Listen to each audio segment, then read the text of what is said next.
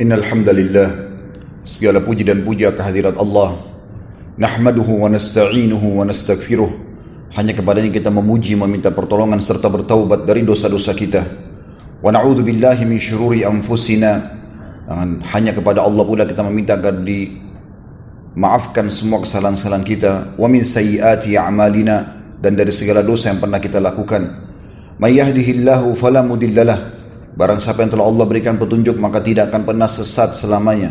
Wa may yudlilhu fala hadiyalah, dan barang siapa yang telah Allah sesatkan maka tidak akan mendapatkan petunjuk selamanya. Asyhadu an la ilaha illallah wahdahu la syarikalah wa asyhadu anna Muhammadan abduhu wa rasuluh. Saya bersaksi tiada Tuhan yang berhak disembah kecuali Allah, dan Muhammad benar-benar hamba juga utusannya. Qala Allah Ta'ala, Allah kekalkan firman-Nya sebagai peringatan, ya ayyuhalladzina amanu taqullaha haqqa tuqatih wa la tamutunna illa wa antum muslimun.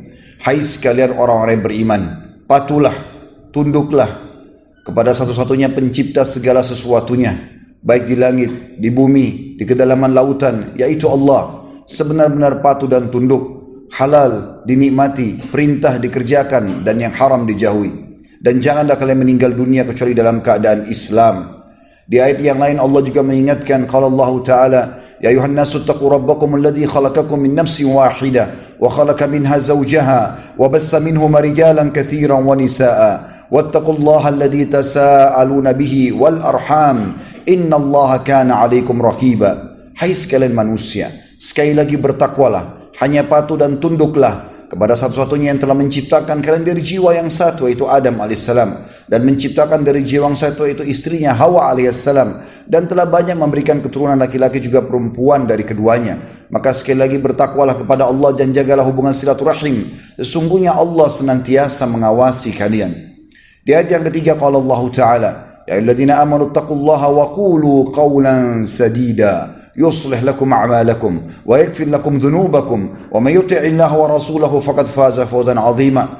Hai sekalian orang-orang yang beriman, sekali lagi bertakwalah kepada Allah, satu-satunya pencipta segala sesuatunya, satu-satunya Tuhan dan tidak ada sekutu bersamanya, dan ucapkan kalimat yang benar. Niscaya Dia akan memperbaiki alamat perbuatan kalian, mengampuni dosa-dosa kalian. Barang siapa yang mentaati Allah dan Rasulnya, maka dia telah mendapatkan kemenangan yang besar. Amma ba'd, fa inna asdaqal hadithi kitabullah. Kita tahu sebaik-baik rujukan umat Islam dalam segala lini kehidupan mereka, terutama ibadah, yaitu Al-Quran. Dan juga khairul hadyi Muhammadin sallallahu alaihi wa ala alihi wa sahbihi wasallam.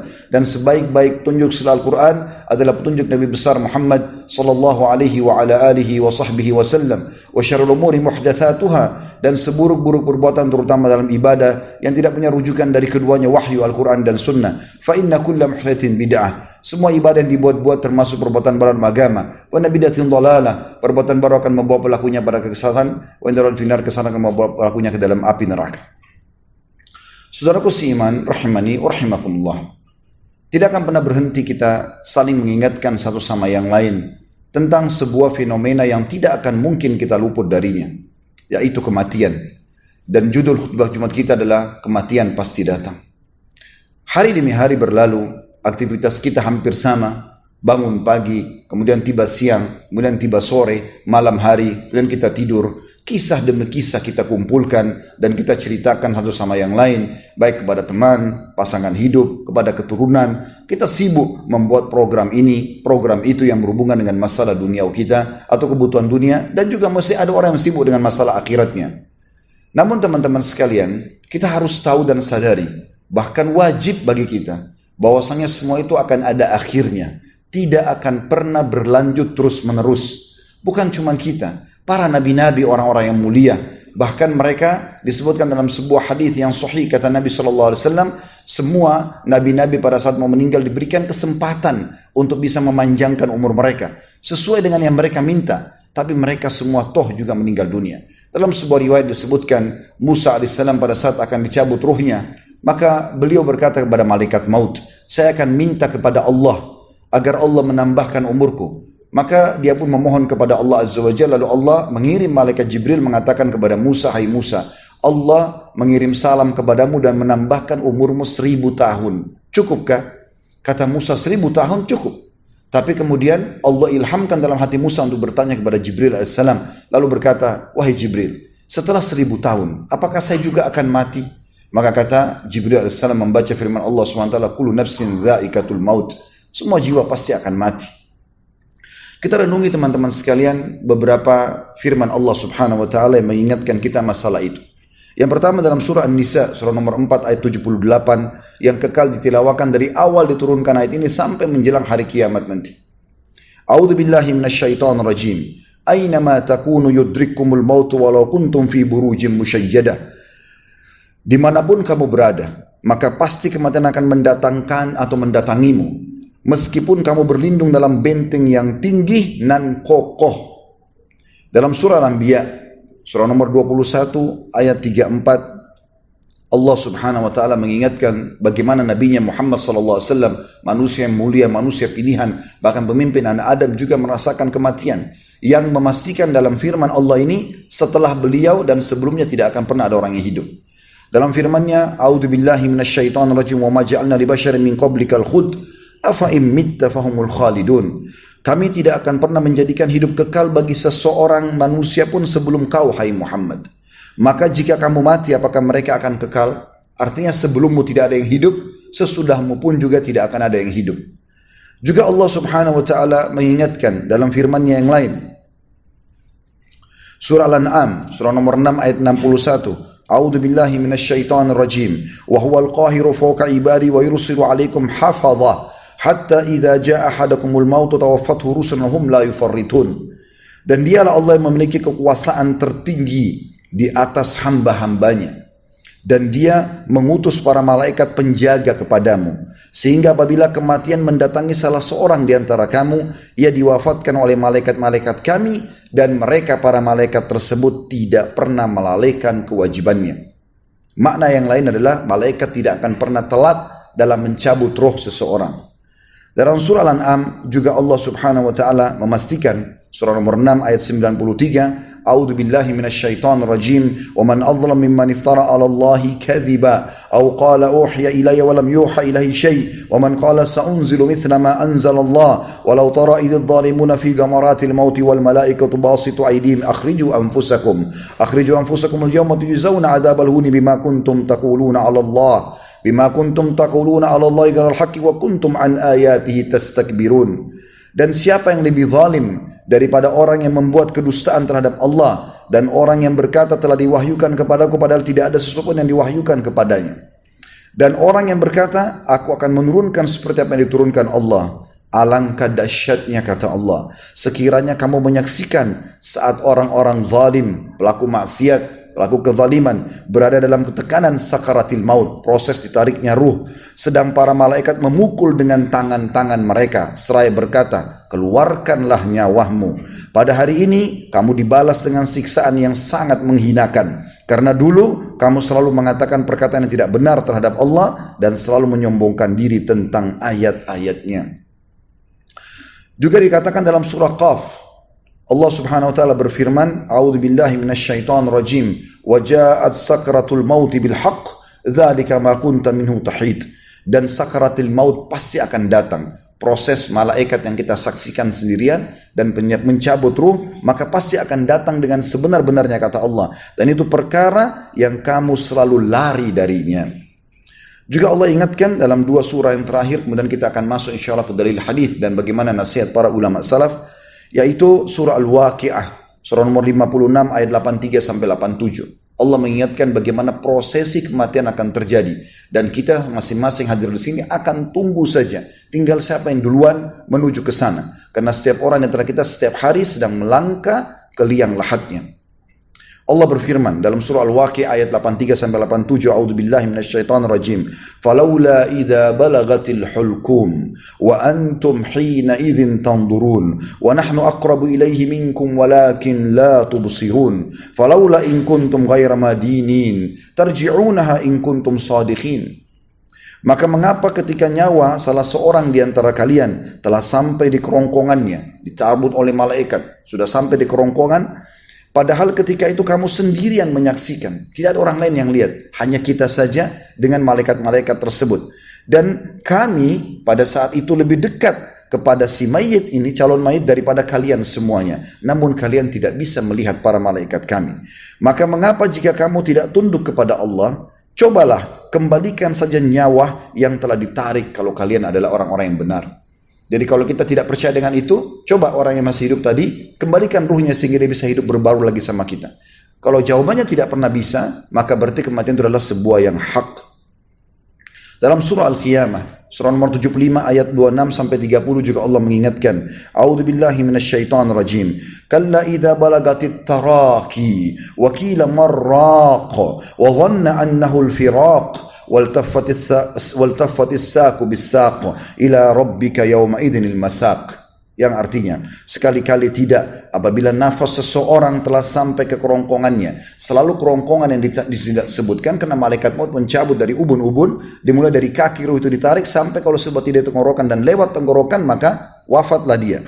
Dan dikatakan kepadanya, siapa yang bisa menyembuhkanmu? Siapa yang bisa menyelamatkanmu sekarang? Pada saat malaikat maut sedang mencabut ruhnya. Dan orang tengah sakarat itu meyakini bahwa sungguhnya itu adalah waktu perpisahan dengan dunia. Dan bertautlah betis dengan betis, artinya sudah kaku kedua betis yang sudah tidak ada ruhnya, kepada Tuhan mula pada hari itu akan dikembalikan. Dan sekian banyak ayat, puluhan ayat tentang masalah kematian Allah sudah ingatkan. Saudaraku seiman, banyak orang subhanallah lalai dengan masalah ini. Kita dalam Islam dibolehkan beraktivitas yang kita lakukan, bekerja mencari nafkah, kita mengurus keluarga, apa saja, duduk dengan kerabat atau teman-teman, sesuatu yang mubah ataupun yang halal dibolehkan. Tetapi jangan lupa, semua itu akan kita lalui dan kita menuju kepada kematian. Dan pada saat mati kita hanya sendirian. Subhanallah, Rabi ibn Haytham rahimahullah, beliau menggali sebuah liang lahat di belakang rumahnya. Kemudian beliau setiap hari atau beberapa hari sekali beliau masuk ke dalam liang lahat tersebut. Kemudian beliau membaca firman Allah subhanahu wa ta'ala. Pada saat dia sedang duduk lalu dia mengatakan, Rabbirji'un la'alli amalu salihan fima tarakt. Wahai Tuhanku, kembalikanlah aku agar aku bisa beramal apa yang telah aku tinggalkan. Ini firman Allah subhanahu wa ta'ala.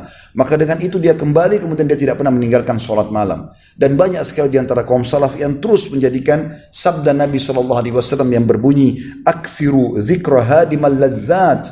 Perbanyak, kata Nabi SAW, selalu rutin jadikan atau mengingat pemutus semua kenikmatan. Hadis sahih diriwayatkan An-Nasai, maksudnya adalah kematian. Juga pernah ada seorang Ansar datang kepada Nabi SAW. Kemudian dia mengatakan, Ya Rasulullah, ayyul mu'minuna afdal. Siapa orang beriman yang paling afdal, yang paling baik dan besar pahalanya? Qala ahsanhum khuluqa. Orang yang paling baik akhlaknya di antara mereka. Qala ayyul mu'minuna aqyas. Orang itu bertanya lagi, Ya Rasulullah, lalu siapa yang paling cerdas di antara mereka? Maka kata Nabi SAW, Qala aktharuhum lil mauti dhikra, wa ahsanuhum lima ba'dahu isti'dada, ulaikal aqyas. Orang yang paling cerdas dari orang beriman adalah orang yang selalu menjadikan kematian sebagai peringatan. Dia akan meninggal dunia, maka dijadikan sebagai peringatan. Dan selalu punya persiapan terbaik untuk menghadapi kematian tersebut. Mereka adalah orang-orang yang cerdas. Mengingat mati teman-teman sekalian adalah sebuah ibadah. Kita duduk seperti ini khutbah Jumat mendengarkan, oh ternyata kematian akan terjadi. Oh Allah ternyata berfirman, Rasulullah SAW bersabda. Atau kita lagi merenungi duduk sendiri. Atau kita lagi ngantar jenazah. Atau kita lagi nonton sebuah cuplikan mungkin tentang kematian seseorang. Sebenarnya mengingat kematian tersebut sebuah ibadah. Asal kita niatkan memang untuk mengingat. Karena Nabi SAW mengatakan dalam hadis ini, Akthiru, perbanyak. Mengingat masalah hadimul lazzat, yang menghancurkan kenikmatan-kenikmatan tersebut. Mengingat kematian ini bisa membantu kehusyuan sholat, bisa membantu kita lebih rajin beribadah. Nabi SAW mengingatkan dalam sabdanya, Udhkurul mauta fi salatik. Ingatlah mati dalam sholatmu. Fa inna rajula idha dhakara al-maut fi salatihi faharri an yuhsana salata. Maka dia pasti akan memperbaiki sholatnya. Wa shalla salata rajulin la yadhunnu annahu yusalli salatan ghairaha. Dan dia akan sholat seakan-akan dia tidak akan sholat lagi setelahnya. Wa iyyaka wa kullu amrin ya'tadiru min. Dan hati-hatilah, jangan sampai kau terlalaikan dengan hal-hal yang membuat kau lupa tentang kematian. Mengingat kematian juga, saudaraku seiman, akan memperbaiki kehidupan seseorang. Bagaimana dia menjadi orang lebih baik, lebih santun, lebih ramah. Kalau seseorang dari kita misalnya, dia lagi diranjang kematiannya, atau dia lagi sakit keras, kemudian ada orang yang mengatakan, tetanggamu fulan sedang menggunjingmu, si fulan sedang memfitnahmu, si fulan sedang merusak namamu. Kira-kira dia masih mau melayani orang seperti ini?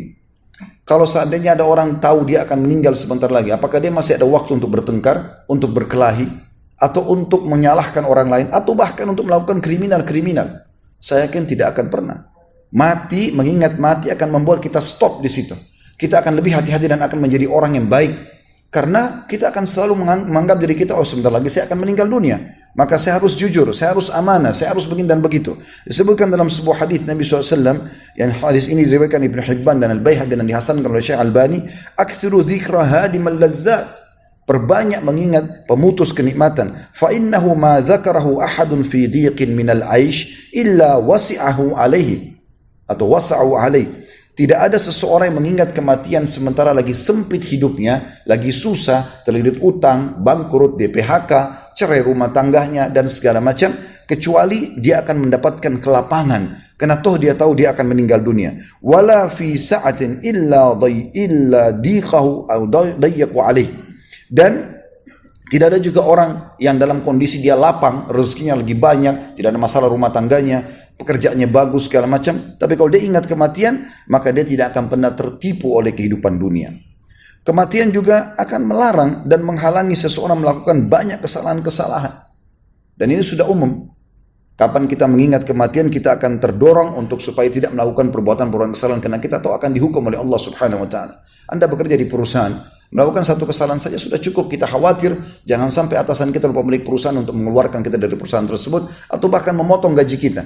Bagaimana seseorang tidak merasa tenang ya, atau merasa tenang dengan hal-hal yang kemungkinan bisa datang setiap saat? Apa jaminannya teman-teman sekarang kita masih bisa berdiri dari ruangan ini kemudian kita pulang ke rumah? Saya sendiri sedang khutbah, maka bisa saja di ruangan ini saya melihat malaikat maut yang Anda tidak melihat semuanya. Ini bukan sebuah doa tapi bisa terjadi. Kemudian tiba-tiba menarik roh saya lalu jatuhlah, lalu orang hanya mengenang Khalid Basalamah pernah khutbah. Lalu kira-kira berapa lama Anda akan dikenang? Coba teman-teman renungi sekarang, tidak usah jauh-jauh, kakek Anda saja. Apakah Anda tahu banyak tentang kakek Anda? Atau ayahnya kakek? Sudah selesai kisahnya. 2-3 generasi akan hilang semuanya. Yang tertinggal teman-teman adalah apa yang sudah kita persiapkan untuk kita bawa setelah kematian tersebut. Itu orang yang cerdas. Jangan cuma terus mengejar prestasi dunia dan kita lupa masalah akhirat kita. Dan kita tidak mau tahu mana halal, mana haram. Dan ini berbahaya sekali. Seseorang harus menyadari masalah tersebut. Kalau Anda mau tahu Anda ini orang baik atau tidak, dan selamat nggak selamat atau tidak, sekarang bayangkan di detik ini Anda meninggal dunia. Kira-kira tanggapan orang sekitar kita baik atau buruk? Kalau saya misalnya meninggal sekarang, kira-kira tetangga saya, istri saya, anak saya, teman-teman saya, kalau saya mungkin seperti ustadz pengajian, jemaah saya mengatakan apa tentang si fulan ini? Baik atau tidak? Kalau mereka kira-kira mengatakan baik, berarti Anda sudah baik, alhamdulillah. Itu sederhana tolak ukurnya.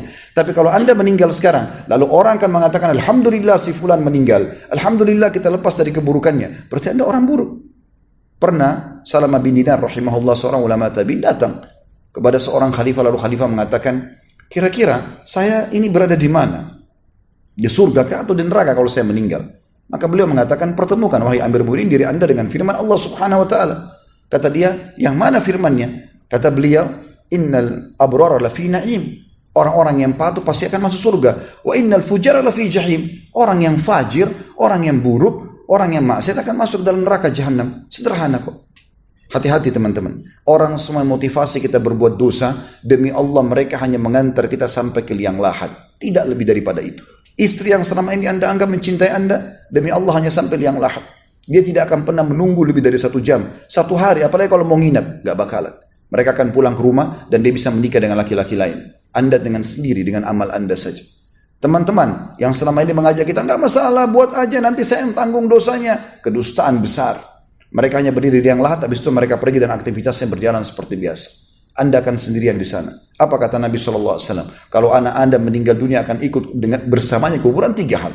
Keluarganya, hartanya, dan juga amalnya. Dan akan pulang 2. Keluarganya dan hartanya. Semewah apapun mobil kita akan parkir di pagar kuburan. Tidak akan masuk ke dalam. Keluarga juga kita akan pulang. Ahli waris akan membagi warisan. Dan seterusnya. Tinggal bersama kita, sholat yang selama ini kita lalaikan tidak khusyuk.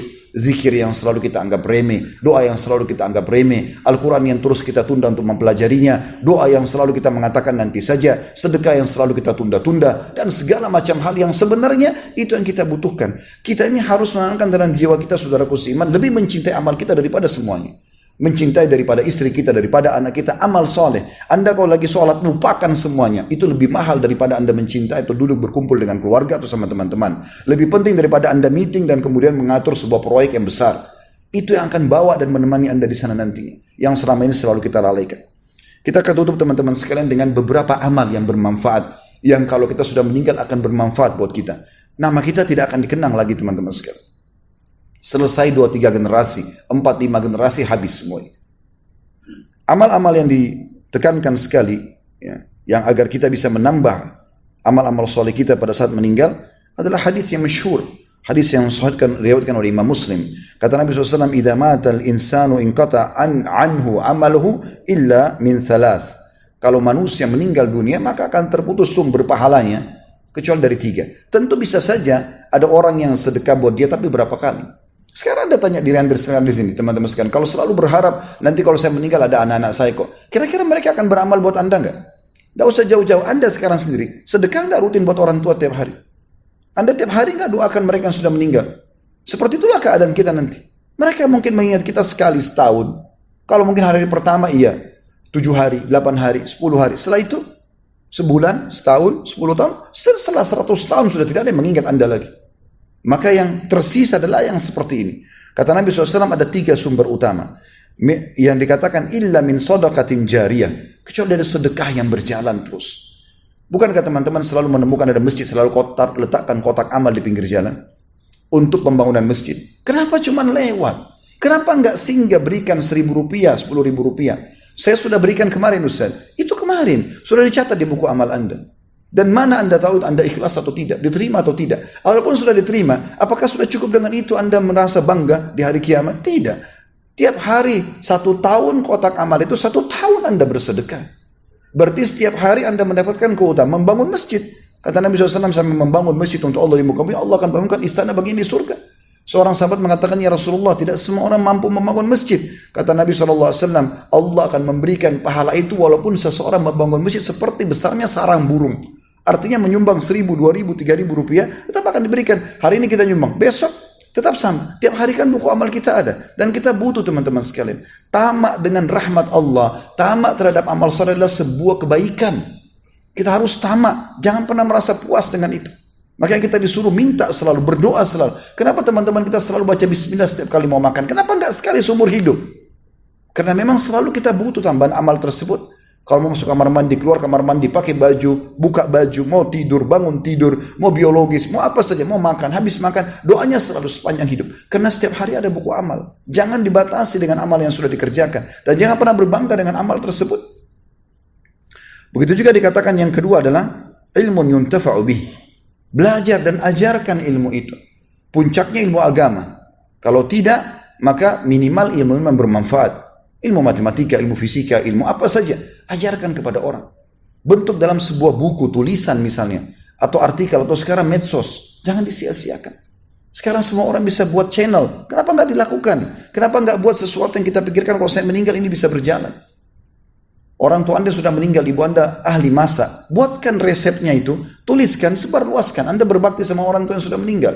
Ayah Anda punya wasiat emas. Mungkin pernah nasihatin apa, tulis dalam bentuk sebuah tulisan. Tulis, angkat di medsos, berikan sesuatu manfaat buat Anda dan buat orang tua. Ilmu yang bermanfaat, yang paling baik adalah ilmu agama. Dan ajarkan ilmu agama, bermula dari orang-orang terdekat dengan kita. Kemudian yang ketiga, awaladin salihin yad'ulah. Dan anak soleh yang mendoakan. Sekarang kita subhanallah sibuk teman-teman menyiapkan rumah mewah buat anak-anak kita. Kendaraan mewah buat anak-anak kita. Proyek ini dan proyek itu. Akhi, bukan itu yang dibutuhkan anak-anak. Mereka punya masa depan. Mereka punya rezeki yang sudah tercatat. Bukan itu yang mereka butuhkan. Gak usah repot siapin buat mereka building-building. Siapin buat mereka kekayaan. Tidak. Mereka punya rezeki sendiri. Siapkan mereka menjadi amal saleh buat kita. Siapkan mereka. Hafalkan mereka doa Rabbi ghfirli wali walidayya. Ajarkan mereka pergi masjid supaya setiap langkahnya kita panen pahalanya. Ajarkan mereka hadir dalam majelis ilmu. Ajarkan mereka kejujuran. Ajarkan mereka sedekah. Ajarkan mereka semua kebaikan-kebaikan. Bukan justru kita ajarkan keburukan-keburukan. Anak soleh, anak yang bisa mendoakan kita. Kenapa pesantren dan sekolah Islam selalu menjadi alternatif? Selalu pesantren kesannya tempat anak nakal. Kalau kau nakal, ayah dan ibu masukkan kau di pesantren. Kenapa pesantren jadi tempat nakal? Saya pernah di pesantren, azan disuruh ke masjid. Tiap hari dengarkan qala Allah, qala Rasul. Menjadi amal jariah buat orang tuanya. Kenapa masuk sekolah umum? Kenapa bukan agama? Umum bisa kita kursus teman-teman sekalian, tapi agama tidak bisa. Agama, nuntut agama adalah sebuah kewajiban. Kenapa tidak dibengkalikan masalah ini? Kita biarkan anak-anak kita pegang handphone, medsos, nonton segala macam. Bukan ceramah, bukan kebaikan-kebaikan. Aneh betul. Anak perempuan dibiarkan tidak berhijab, dibiarkan menjadi dosa jariah. Bukan amal jariah buat dia. Ini salah semua. Sampai pernah ada sebuah riwayat dalam Bukhari. Disebutkan kata Nabi SAW, nanti akan datang pada hari kiamat, seseorang diberikan derajat yang sangat tinggi di surga. Orang ini tahu, dia nggak pernah berbuat amal sampai bisa sederajat itu. Hari kiamat terbuka semuanya. Maka dia pun berkata, dari mana ini semua? Kata para malaikat, istighfar anakmu untukmu. Memohon ampun. Saya subhanallah punya kedua orang tua sudah meninggal. Tapi saya sendiri jadikan bahan muhasabah. Saya tidak tiap hari mendoakan mereka. Kadang-kadang ada yang luput hari-hari itu. Padahal sebenarnya saya tahu itu adalah bentuk bakti. Karena kesibukan, subhanallah seperti itu. Apalagi kalau dasarnya anak tidak dibentuk menjadi anak-anak yang soleh. Akan seperti apa nantinya? Juga dalam sabda Nabi SAW yang lain. Dan hadis ini juga hadis sahih. Diriwayatkan Ibnu Majah dan Al-Baihaqi. Khairu ma yukhluful rajulu min ba'dihi thalath. Yang terbaik bagi seseorang pada saat dia meninggal dan dia bisa menjadikan sebagai pegangan dia. Biar dia sudah mati amalnya berjalan terus. Waladun salihun yad'ulah. Anak saleh yang mendoakannya. Wa sadaqatun tajri yablughu ajruha. Dan juga sedekah yang terus berjalan. Bangun masjid, rumah anak yatim, jalanan, jembatan, gali sumur. Apa saja yang kira-kira bermanfaat besar. Wa ilmun yu'malu bihi min ba'di. Dan ilmu yang diajarkan kemudian diamalkan oleh orang-orang yang setelahnya. Makanya seorang penyair mengatakan, ya, orang bisa meninggal, tapi ilmu dan tulisannya tidak meninggal. Artinya dia bisa tinggalkan sesuatu yang bermanfaat bagi dia. Juga sabda Nabi SAW yang masyhur sekali. Dan ini hadis mulia. Bagaimana Nabi SAW menjelaskan kepada kita tentang amal-amal yang bisa menambah kita setelah kita meninggal dunia. Kata beliau, inna mimma yulhaqul mu'minu min amali wa hasanatihi ba'da mautihi. Sesungguhnya yang bisa menambah amal-amal soleh bagi seorang mukmin setelah dia meninggal adalah ilmun 'allamahu wa nasyarah. Ilmu yang dia belajar lalu dia ajarkan kepada orang lalu disebarluaskan. Wa waladan salihan tarakah, atau anak soleh yang dia tinggalkan yang akhirnya sibuk beribadah dan mendoakan dia. Kemudian wa mushafan waratha, atau Quran yang dia sebarluaskan sehingga dibagikan di masjid, di pesantren, dipakai untuk menghafal. Kemudian au masjidan bana, atau masjid yang dia bangun. Au baitan libni sabil, atau rumah untuk orang-orang yang terputus jalan. Ibnu sabil itu diibaratkan seperti orang yang musafir, terus dia tiba di satu kota, dia tidak ada tempat tinggal. Seperti kalau kita penginapan gratis, maka mereka tinggal di situ gratis. Au nahran ajrah, atau sungai yang dia alirkan, perairan, dibuat perairan di kampung-kampung cukup banyak. Kami punya yayasan sosial, begitu banyaknya perkampungan. Saya kadang-kadang subhanallah tidak pikir ada perkampungan yang tidak ada air sama sekali. Mereka harus jalan 3 km hanya untuk mendatangkan air. Ada kadang-kadang sebuah tempat kami ambil cuplikannya kemarin, tim kameramen pergi ke sana. Subhanallah, mereka hidup dari sebuah sumber air kotor warnanya coklat, dan sudah berpuluh-puluh tahun mereka hidup seperti itu. Sampai kami kaget pada saat melihat cuplikan tersebut. Mana kaum muslimin dari kesempatan ini? Kemudian kita telusuri di sana mungkin sekitar 15 juta atau 20 juta biayanya, dan alhamdulillah bisa kita adakan air bersih. Dan selama itu sekian puluh atau ratusan rumah di situ muslimin bisa hidup, bisa sholat, bisa makan, segala macam. Ini pahala. Kenapa disia-siakan? Au sadaqatan akhrajaha min malihi fi sihhatihi wa hayati yulhaqu min ba'di mauti, atau sedekah apapun yang dia keluarkan yang sifatnya bisa bermanfaat setelah dia meninggal dunia. Jadi misalnya dia bersedekah baju, dia bersedekah sepatu, apa saja kira-kira yang pada saat dia meninggal itu masih bisa dipakai. Tentu di sini teman-teman beda, kata ulama, kalau kita mengeluarkan sedekah yang sifatnya berjangka panjang dengan sedekah yang bersifat pendek. Seperti misalnya orang memberikan makan kepada orang lain, jangka pendek, baju, sepatu, pulpen, handphone, jangka pendek. Tapi yang jangka panjang adalah bangunan yang sudah kita tahu sama-sama, sebagaimana saya bahasakan tadi, masjid, rumah anak yatim dan seterusnya, walaupun Anda hanya memberikan sedikit saja. Juga termasuk yang ingin saya titik beratkan adalah sebuah hadis yang mulia tentang masalah orang yang mewakafkan tanah untuk kuburan. Ini masih jarang terjadi. Jadi kalau Anda punya tanah luas, wakafkan untuk kuburan. Ternyata itu punya keutamaan yang sangat besar. Ya. Keutamanya sangat besar dan itu mendapatkan pahala seperti kalau kita menyiapkan rumah untuk si mayit itu kalau dia hidup. Jadi berapa tahun dia dikubur di situ, kita seperti menyiapkan rumah setiap hari berjalan pahalanya kalau orang itu hidup. Dan ini hadis yang sangat mulia di mana Nabi SAW menjelaskan masalah tersebut. Beliau mengatakan, "Man gassala maitan fakatama alaihi ghufira lahu 40 marrah." Barang siapa yang memandikan jenazah atau mayit dan ia menyembunyikan cacat jenazah tersebut, niscaya dosanya diampuni sebanyak 40 dosa. Waman kafana maitan kasahu Allahu minas sundus wal istabrak, dan siapa yang memberikan kain kafan untuk mayit, kita sedekah atau kita yang mengkafaninya, maka dia pun akan diberikan dari kain sutra sundus dan istabrak, dua jenis kain sutra yang tebal dan tipis di surga nantinya.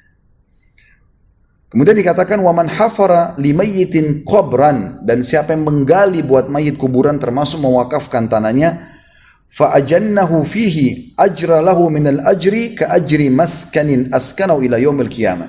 Dan siapa yang menggali kuburan buat mayit, penggali kuburan itu ataupun orang yang sengaja mewakafkan tanah untuk kuburan, maka dia akan mendapatkan pahala seperti menyiapkan rumah untuk si mayit kalau dia hidup sampai hari kiamat nanti.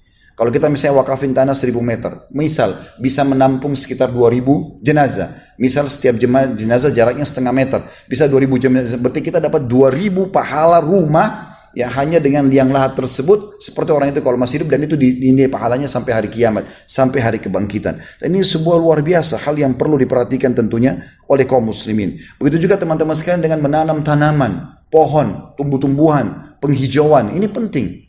Disebutkan dalam sebuah hadis dan riwayat Imam Muslim, kata Nabi SAW, "Ma min muslimin yagrisu garsan illa kana ma ukila minhu lahu sadaqah." Tidak ada seorang muslim menanam sebuah tanaman kecuali apapun yang dimakan dari tanaman tersebut merupakan sedekah bagi orang yang menanamnya. Wa ma surika minhu lahu sadaqah, dan apapun yang dicuri dari pohon itu maka juga akan jadi sedekah buat dia. Wa ma akala as-sab'u atau as-sab'i ma akala as-sab'u minhu fahuwa lahu sadaqah, dan hewan apapun yang memakan dari pohon tersebut, apakah kulitnya, daunnya, buahnya, juga akan menjadi sedekah buat dia. Wa ma akalatil tayru fahuwa lahu sadaqah, dan yang dimakan oleh burung pun akan menjadi sedekah buat dia. Wala yazra'una ahadun illa kana lahu sadaqah, dan tidak ada seseorang pun yang berlindung ya di dalam pohon atau di bawah pohon tersebut atau mengambil manfaat darinya, misalnya dicangkok atau apa saja, bernaung di bawah naungan pohon tersebut kena panas, kecuali semua akan menjadi sedekah buat dia. Dan sekian banyak teman-teman sekalian manfaat-manfaat yang bisa kita lakukan, dan saya tutup teman-teman sekalian dengan memberikan contoh yang baik. Kalau Anda tidak punya duit untuk bersedekah, Anda nggak bisa beli Quran, nggak bisa bangun masjid, minimal berikan contoh yang baik. Misal Anda masuk masjid, ada orang safnya miring, Anda ingatkan, sholatnya salah, Anda ingatkan, mungkin ada orang baca Quran salah, Anda ingatkan, mungkin apa saja, ingatkan kesalahan orang. Menasehati itu sangat baik. Atau menghidupkan sebuah sunnah Nabi SAW yang sudah tidak hidup di situ. Misal contoh, orang tidak biasa salam di lingkungan keluarga Anda. Anda coba mengucapkan salam, mulai menghidupkan di situ. Orang WA, orang telepon tidak salam, Anda selalu mengatakan Assalamualaikum. Maka jadi hidup kembali. Maka ini adalah sebuah amal jariah yang luar biasa. Karena setiap amal amal kebaikan ini diamalkan, maka akan jadi pahala buat kita. Dalam sebuah riwayat dikatakan pernah ada beberapa orang dari suku di Badui, miskin sekali mereka. Saking miskinnya mereka cuma pakai satu lembar kain, dan kalau ditiup angin bisa terlepas, dan wajah mereka kelihatan hitam kemerah-merahan karena miskinnya, susah hidupnya. Nabi SAW sudah tahu mereka datang minta sedekah. Dari jauh Nabi SAW sudah lihat, Nabi langsung naik di atas mimbar memotivasi para sahabat untuk bersedekah dengan segala macam dalil tentang sedekah. Tentu kita tidak jelaskan di sini. Yang jelas semua sahabat termotivasi. Subhanallah, pada saat sahabat lagi terbakar semangatnya untuk bersedekah, pada saat itu ada satu sahabat sangat cerdas. Tiba-tiba berdiri, tiba-tiba mengambil korek kantongnya, lalu dia keluarkan semua yang dia miliki. Ya Rasulullah, ini buat Allah dan Rasulnya. Kemudian Nabi SAW tersenyum. Melihat perbuatan sahabat yang memulai ini, Hampir satu masjid semuanya datang menyedekahkan. Apa kata Nabi SAW? Nabi bukan sedang menanggapin tentang jumlah sedekah yang terkumpul. Nabi gak bahas itu urusan mereka sama Allah. Tapi yang Nabi SAW bahas adalah hal yang luar biasa. Beliau mengatakan, siapa yang menunjukkan atau menjadi petunjuk terhadap perbuatan baik, maka dia akan memanen pahala seperti orang yang mengikutinya tanpa dikurangi sedikit pun dari pahala orang yang mengikutinya. Artinya, yang tadi pertama menyumbang menjadi contoh itu, akan panen seluruh yang telah menyumbang setelah itu. Dan subhanallah, hadis ini kata para ulama hadis, selama hadis ini dikumandangkan dan terus akan dikumandangkan di mimbar-mimbar, di majlis-majlis taklim oleh para ulama, oleh para dai, maka si sahabat yang memulai tadi itu akan panen pahala semua. Karena dengan hadis inilah orang termotivasi untuk memulai beramal saleh. Oleh karena itu teman-teman sekalian, jangan sia-siakan waktu. Allahu a'lam, kita tidak berapa lama lagi hidup, tapi ingatlah kita pasti akan meninggal dunia. Jangan tertipu dengan paras wajah yang tampan, dengan harta yang banyak, dengan prestasi yang tinggi di dunia ini. Semua akan kita tinggalkan. Dan semua itu hanya jadi kenangan beberapa saat saja dan kita akan tinggalkan semuanya. Aqulu qauli hadza, saya sudah mengucapkan perkataan saya ini, wa astaghfirullah li wa lakum, dan saya istighfar kepada Allah, mohon ampun atas semua dosa dan mengajak jemaah istighfar kepada Allah. Fastaghfiruhu innahu wal ghafurur rahim. Istighfarlah kepada yang, karena dia Maha Pengampun juga Maha Pengasih. Allahumma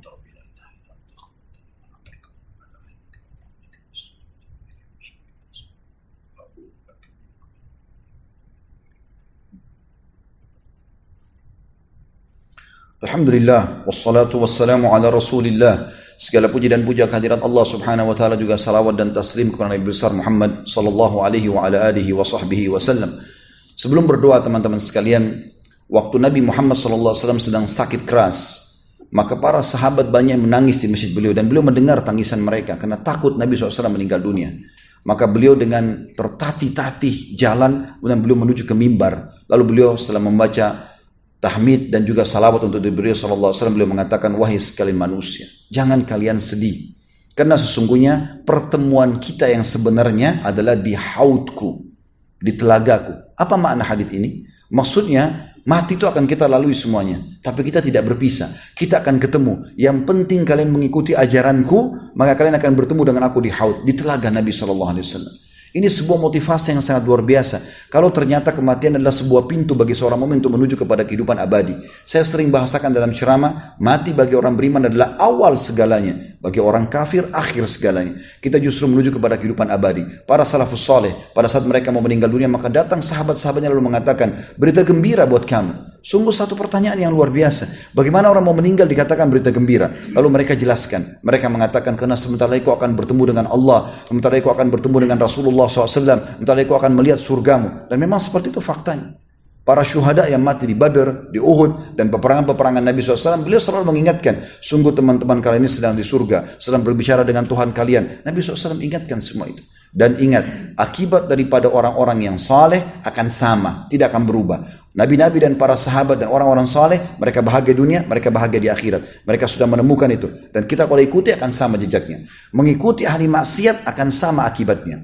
Bagaimana mereka diakhiri hidupnya, susahnya, maka begitu juga kalau orang mengikutinya, wa na'udzubillah. Maka hati-hati teman-teman sekalian. Kami hanya bisa berteriak di atas mimbar ini, tinggal bagaimana Anda menerima dan mengamalkan masalah itu. Mari kita hadirkan hati dan pikiran kita untuk berdoa kepada Allah Subhanahu wa taala. Dan di hari Jumat ada waktu mustajab. Ada dua buah riwayat yang sering kami sampaikan di khutbah Jumat. Yang pertama riwayat Imam Muslim. Kata Nabi SAW, hari Jumat hari yang mulia pasti diterima doa setiap muslim, dan perbanyaklah doa pada saat khatib sedang duduk di khutbah dua sampai diakhiri khutbah kedua tersebut. Makanya semua khatib berdoa di khutbah kedua itu. Yang kedua riwayat An-Nasai, kata Nabi SAW, Jumat ada 12 waktu. Kalau kita sekarang dari subuh sampai maghrib, tidak ada seorang muslim pun yang berdoa di 12 waktu itu kecuali Allah ijabah. Dan perbanyak doa selepas asar sampai terbenam matahari. Segera teman-teman sekalian, bertobat kepada Allah Subhanahu wa taala, berdoa dengan tulus kepada Allah Subhanahu wa taala. Selalu merasa tamak dengan amal saleh dan selalu merasa takut dengan dosa kita, maka insya Allah kata para ulama tidak akan bertemu dua ketakutan. Kalau kita takut di dunia supaya jangan sampai kita disiksa di akhirat, maka kita akan bahagia di sana. Tapi kalau kita selalu merasa aman di dunia, maka di akhirat kita akan dipenuhi dengan ketakutan. Alhamdulillahirabbil alamin. Kami memuji-Mu ya Allah sebagaimana layak Kau dipuji sebagai pencipta. Kami memuji-Mu sampai Engkau menerima puji-pujian kami. Dan juga ya Allah, jadikanlah pujian ini sebagai tambahan amal soleh kami.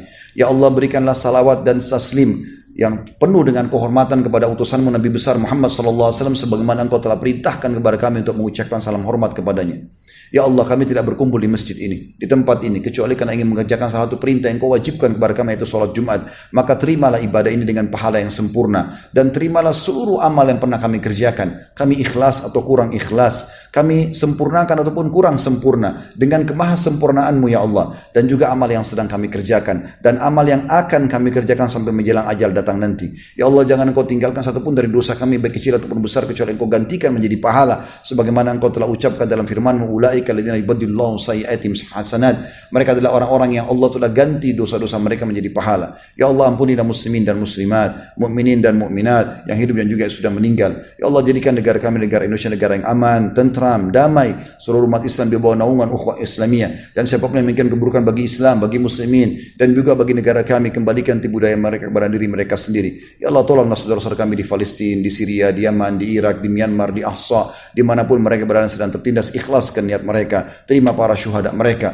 mulakan Islam di tangan mereka dan tangan kami semua, dan ikut sertakan kami bersama mereka di pahala, baik dengan doa, dengan jiwa, dan juga dengan harta kami. Ya Allah, berikanlah kami yang terbaik di dunia. Rabbana atina fid dunya hasanah, dan yang terbaik di akhirat, wa fil akhirati hasanah wa qina adzabannar, dan selamatkan kami dari siksa api neraka, wa adkhilnal jannata ma'al abrar, dan masukkanlah kami ke dalam surga bersama orang yang patuh, ya aziz ya jabbar, wahai zat yang maha mulia dan maha perkasa, ya rabbal alamin, Tuhan alam semesta. Sallallahu alaihi Muhammadin walhamdulillahi rabbil alamin. Inna Allah ya'mur bil adli wal ihsan. Allah selalu mengingatkan dan memerintahkan kita berbuat keadilan dan kebaikan. Wa yanha 'anil fahsya'i wal munkari wal baghi. Dan Allah larang perbuatan keji, perbuatan dosa dan kemungkaran. Ya'idzukum la'allakum tadhakkarun. Itu peringatan dari Allah, jadikan sebagai prinsip hidup kalian. Fadhkurullaha al-'azima yadhkurkum. Ingat selalu kepada Allah, Allah akan ingat kepada kalian. Washkuru 'ala ni'ami yazidkum. Syukuri nikmat yang pasti akan tambah. Wa la dzikrullahi akbar. Mengingat Allah adalah amal yang paling besar. Wa aqimi shalat, dan